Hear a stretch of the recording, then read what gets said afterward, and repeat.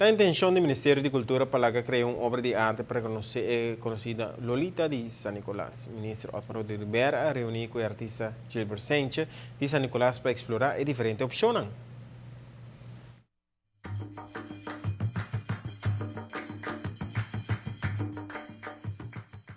Lolita está tipifica um gênero de mulher valente, trabajador que alanta sua família de uma forma digna. O governo agora que rende homenagem a Jé.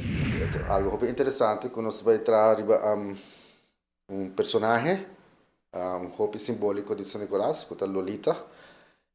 Me tinha prazer de conhecer, agora me está chiquito também. Me está uma boa experiência, que o ministro toma personagem assim importante para San Nicolás e dignifica de tal maneira. Significa hobby para a cultura de San Nicolás, definitivamente. Ministro Otmar Udibert atopa que o artista semana passada deu um esforço para lograr chegar a uma ideia criativa como para homenagear Lolita. Em princípio, é também uma obra de bronze, tamanho real. Tique grande, dus também está, segundo me entendi, na entrada de San Nicolás. Dus também um welcome e turista e turgente na cidade caribense de Aruba. Esse aqui não é o primeiro projeto de arte de espaço público que o governo está apresentando. A intenção, especialmente na San Nicolás, apresentar algum de projetos na Assina.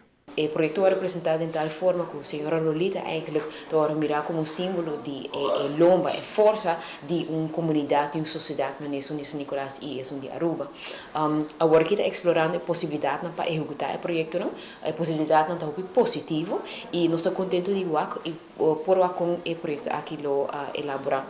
Então, outro tipo de projeto que está relacionado com arte de espaço público, onde a arte está acessível na comunidade inteira. E assim tem um componente educativo muito grande nessa aqui. Está premirar que o trabalho dura mais ou menos 4 lunas para pôr queda claro.